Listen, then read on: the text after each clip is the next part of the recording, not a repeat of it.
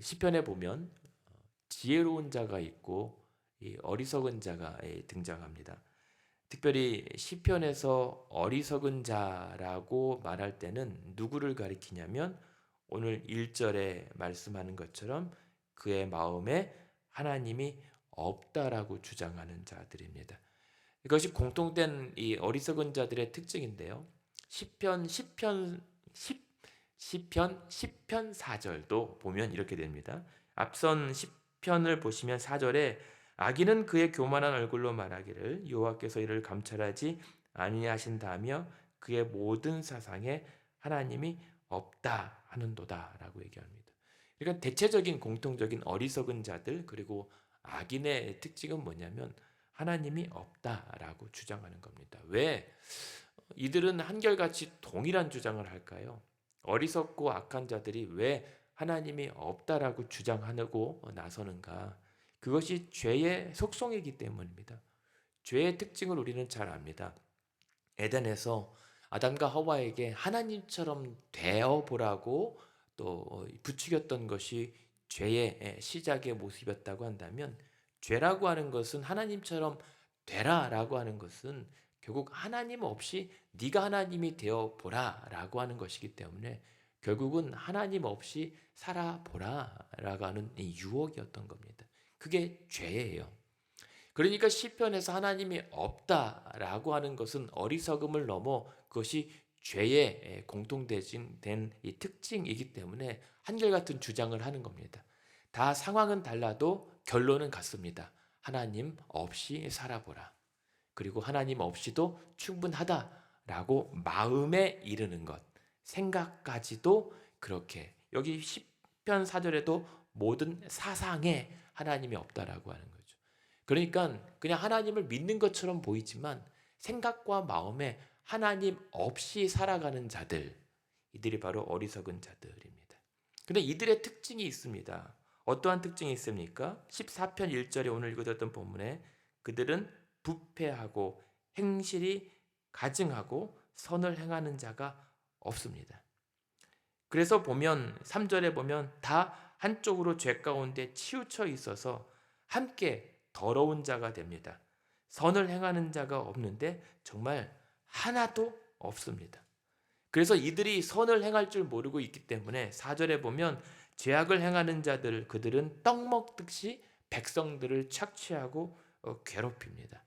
그럼에도 불구하고 4절 후반에 보면 여호와를 부르지 않습니다. 하나님을 요청하지 않습니다. 하나님을 찾을 수 없습니다. 그 말은 하나님을 찾지 않는다는 것은 하나님 없이도 우리는 충분히 잘 먹고 잘 산다라고 생각하는 겁니다. 이게 바로 시편의 악인들, 어리석은 자들의 특징인 거죠. 그런데 문제는 이것이 세상의 모습만이 아니라 하나님 백성이라고 하는 자들 속에서 마음에 이르기를 하나님은 없다라고 생각한다는 게 치명적인 문제인 겁니다. 우리가 교회를 다닌다고 하지만 하나님 안 믿고도 교회를 다닐 수 있습니다. 하나님을 믿는다고 하지만 내 모든 삶에서 하나님을 찾지 않는 것, 내가 분명 하나님 백성이고 하나님의 자녀라고 고백하면서도 실상은 내 마음과 생각에 하나님 없이 사는 자들 또한 마찬가지로 시편의 어리석은 자의 유형이고 이것을 실천적 무신론자라고 얘기합니다. 그러니 이 시편에 이 성도를 대적하고 핍박하는 이 세력들 악인과 어리석은 자에 혹시 우리는 포함되지 않는가 돌아봐야 합니다. 근데 이런 악인들의 공통적인 결말이 뭐냐면 그러나 시편 성도는 이런 악하고 어리석은 자들에게 공격당하고 괴롭힘 당할 때 막 신음합니다. 하나님 못 살겠습니다. 하나님 언제까지 나를 외면하십니까? 언제 나를 도와주시겠습니까? 라고 탄식하다가 마지막에 탄식 시에서 시작해서 찬양으로 끝납니다. 어제도 마찬가지 보았잖아요. 하나님 못 살겠습니다. 나를 왜 외면하십니까? 그러나 나는 오직 주의 사랑을 의지하며 살아왔으니 내가 하나님의 구원을 즐거워하고 기뻐하겠습니다. 라고 찬양하면서 끝난단 말이에요.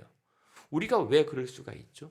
하나님은 살아계시나 오늘 내 당장의 현실에서는 아무런 개입도 하지 않는 것처럼 보일지라도 하나님은 살아계십니다 라고 인정하는 것은 왜 그럴까요? 악인들의 결말을 알고 있기 때문입니다. 그리고 하나님의 일하시는 방법을 우리는 이해하고 있기 때문입니다. 그렇게 맥락에서 봤을 때 이 악인들이 어떻게 멸망하게 되죠? 대체적으로 9편 15절 한번 보실까요? 9편 15절에 보면 이런 악인들의 세상에서 시편 성도 다윗이 특별히 얘기할 때 15절에 9편 15절에 보면 악인들은 자기가 판 웅덩이에 자기가 빠지고 자기가 숨긴 그물에 자기 발이 걸립니다.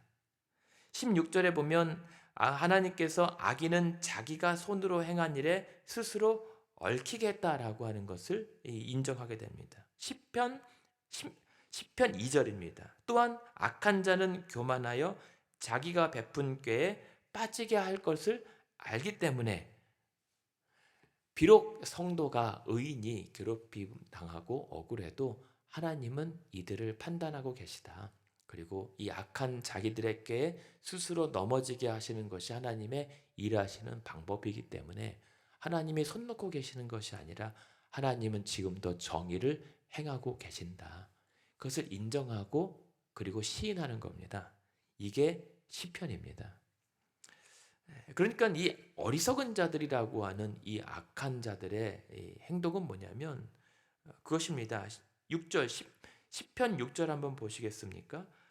그의 마음에 이르기를 나는 흔들리지 아니하며 대대로 환난을 당하지 아니할 것이다. 이 말은 내가 아무리 악을 행해도 나는 괜찮다라고 자처하는 겁니다. 착각이죠. 그래서 7절에 그의 입에는 저주와 거짓과 포악이 끊일 줄 모르고 그의 혀 밑에는 잔해와 죄악이 있고 그래서 8절에 보면 구석진 곳에 음침하게 앉아서 무죄한 자를 죽이려고 가련한 자를 엿보고 있고 마치 이들의 자세는 9절에 사자가 자기 굴에 엎드려서 가련한 자를 잡아먹으려고 지금 웅크리고 있는 모습처럼 살고 있는 것이 악한 자들의 모습이다. 그러나 그러면서도 나를 해할 자가 누구냐?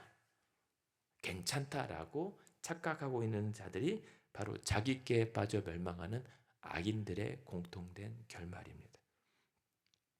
그러니 하나님을 의지하고 또 경외하는 자들은 이런 악한 자들을 하나님께서 반드시 심판할 것을 확실하고 있기 때문에 그래서 한번 버텨보는 겁니다.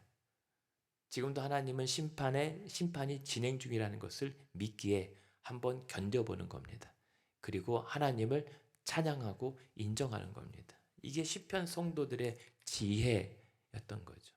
시편은 그냥 찬양시이기도 하지만 사실은 지혜서입니다. 그래서 하나님께서 지혜 있는 자들을 찾는 노래이고 또한 이 지혜 있는 자들이 하나님을 찾는 이야기들이 시편입니다. 그 시편이 총 5권으로 이어졌잖아요. 근데 이 시편 총 5권이 결국 한 이 주제로 연결되는 건 뭐냐면 성도가 신실하신 우리의 진짜 왕 하나님을 찾아가는 이야기가 시편입니다. 그래서 시편 1권은 지금 우리가 계속 본 것처럼 탄식으로 시작하잖아요. 탄식하고 눌리고 궁핍당한 자들이 노래하는 겁니다. 근데 마지막 시편 5권의 마지막 5권의 150편까지 뭘로 이어지죠? 끝나죠? 할렐루야 새 노래로 하나님을 송축하라 라고 끝나는 거예요. 그것이 다 그런 이 스토리들이 연결되어 있습니다. 그 가운데 그러한 상황 가운데 하나님은 어떻게 무엇을 하고 계시는가? 오늘 읽어드렸던 본문 14편 2절을 가시죠. 그렇게 세상은 하나님이 없다라고 주장하는데 하나님께서는 2절에 여호와께서는 이 와중에도 하늘에서 인생을 굽어 살피사 지각이 있어. 이 말은 지혜가 있어. 하나님을 찾는 자가 있는지 보고 계시다는 겁니다. 지혜 있는 자는 그래서 무슨 말입니까? 지각 있는 자, 지혜 있는 자는 하나님을 찾는 자가 지혜 있는 자입니다. 아무리 학식이 높고 아무리 명망이 뛰어난 사람이라 할지라도 하나님이 없다라고 이르는 자는 하나님 보시기에는 어리석습니다. 그러나 아무리 세상에서 눌리고 궁핍하고 가련한 자라도 그 상함 때문에 하나님을 찾는 자라면 그가 바로 지혜로운 자인 겁니다. 그래서 지금 그런 과연 하나님을 찾는 자, 지혜로운 자가 있는지 지금 보고 계시다라고 하는 겁니다. 이 말은 뭐냐면 하나님은 지금도 그 가운데 그 죄와 악에서 우리를 구원해 내시려고 계속 애쓰고 계시다라고 하는 뜻입니다. 그래서 이사야 선지자도 얘기하잖아요. 두 손 들고 나의 백성들을 기다리고 있는 하나님의 모습이 이 시편의 악과 어리석은 자들에게 괴롭힌 자들, 그 괴롭힘 받는 자들을 건지려고 계속 두르고 인생을 굽어 살피고 있다라는 말씀입니다. 그래서 오늘 우리가 나온 겁니다. 그래서 하나님께 지금 엎드린 겁니다. 우리를 좀 구해 주시라고. 그렇게 지혜로운 자 되심을 축하하고 또 축복합니다. 그 가운데 지금 이렇게 하나님을 찾는 자, 하나님이 없다라고 하는 자들에게 일침을 가합니다. 대체 하나님이 어디 계셔? 보이지 않잖아. 그런데 5절에 보면 그러한 자들이, 어리석은 자들이 결국은 두려워하게 될 텐데 그 하나님이 어디에 계십니까? 5절 후반에 보면 하나님은 의인의 세대에 계시는도다라고 얘기합니다. 의인의 세대요. 의인이 누굽니까? 시편에서 보면 의인은 아까 말씀드렸던 것처럼 하나님을 구하는 자가 의인입니다. 그러니까 그 지혜로운 자, 하나님께 매달리며 하나님께 피하는 자, 하나님을 나의 피난처와 도움과 산성과 요새로 삼을 수 있는 자들 가운데 하나님이 계신다는 겁니다. 이 말은 무엇입니까? 그러한 눌림 속에서도 하나님께 피한 자들 가운데 하나님이 그들의 보호와 피난처가 되어주고 계신다. 하나님은 계신다는 겁니다. 그 가운데 하나님은 그래서 6절에 보면 이렇게 얘기하죠. 너희가 가난한 자의 계획을 부끄럽게 했지 않느냐. 이 어리석은 자들, 악한 자들아, 가난한 자들을 괴롭혔고 그들을 떡 먹듯이 착취했느냐.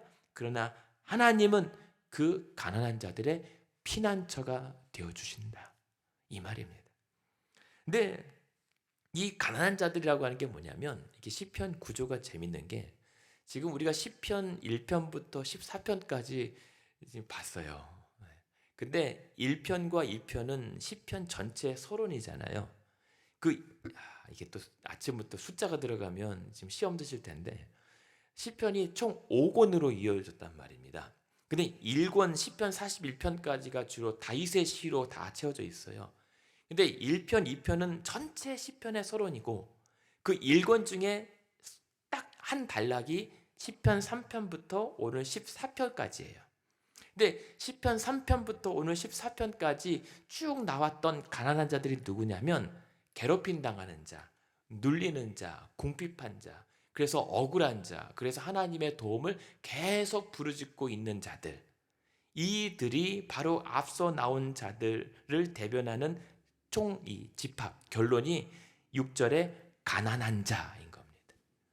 이 가난한 자들이라고 하는 것은 뭐냐면 그래서 하나님을 심령이 가난하여서 하나님을 찾는 자들, 그래서 그들의 피난처가 바로 하나님이시다 라고 결론을 맺고 있는 이 단락인 거예요. 재밌죠?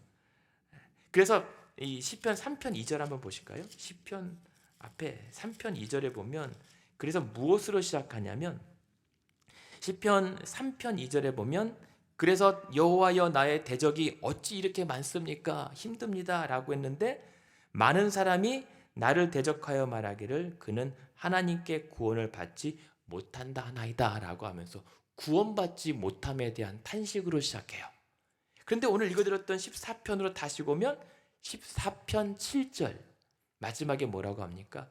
그러한 가난한 자들이 하나님께 피하여 하나님을 구하는 지혜로 말미암아 하나님의 그들의 피난처가 되어주심으로 14편 7절은 어떻게 결론이 되죠? 이스라엘의 구원이 시온에서 나오기를 원하고 여호와께서 그의 백성을 포로된 곳에서 돌이켜 구원하실 때에 하나님의 백성들은 즐거워하고 기뻐하게 될 것입니다 라고 하나님의 구원을 노래하게 돼요. 무슨 말입니까? 하나님이 없다고? 그 하나님이 우리를 구원하신다. 이것이 시편의 찬양의 고백이었습니다. 그래서 안 보인다고, 하나님이 없다고, 바보야.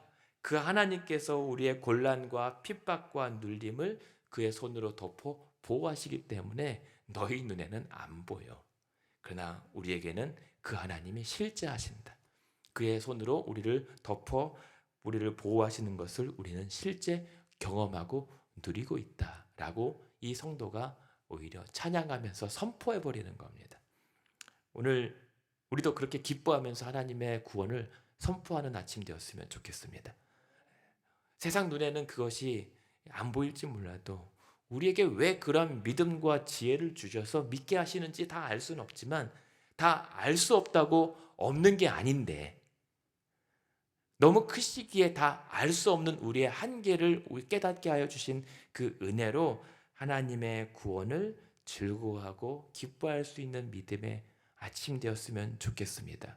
그리고 그 17절의 마지막에 하나님의 구원은 분명히 하나님으로부터 나오는데, 그가 장차 완전히 그의 백성들을 포로에서 자유케 하실 그때에 우리가 즐거워하고 함께 기뻐할 그 순간이 마침내 올 것을 우리가 멀리서 보고 환영하는 아침 되었으면 좋겠습니다.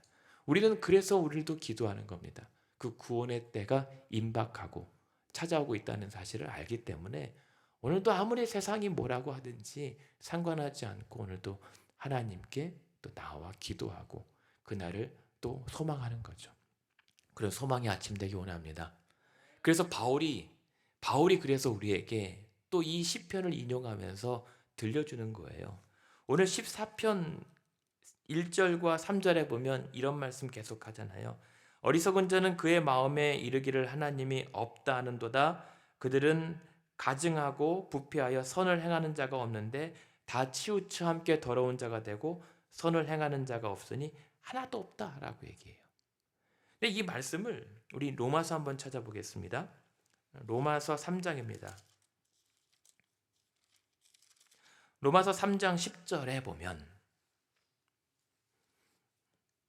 로마서 3장 10절에 바울이 이렇게 얘기하는 겁니다. 우리는 헬라인이나 유대인이나 다 죄 아래에 있고 우리는 이미 기록된 바 의인은 없나니 하나도 없으며 깨닫는 자도 없고 하나님을 찾는 자도 없어 다 치우쳐 함께 무익하게 되고 선을 행하는 자는 없나니 하나도 없도다. 라는 말씀을 여기서 인용을 해요. 시편 재밌죠? 그러면서 뭐냐면 사실상 바울이, 아니 하나님 보시기에는 그런 하나님이 없다라고 어리석은 자들은 예외 없이 우리가 다 그러하다. 우리 스스로는 선을 행할 수 있는 능력 자체가 없는 자들이다라고 선언합니다.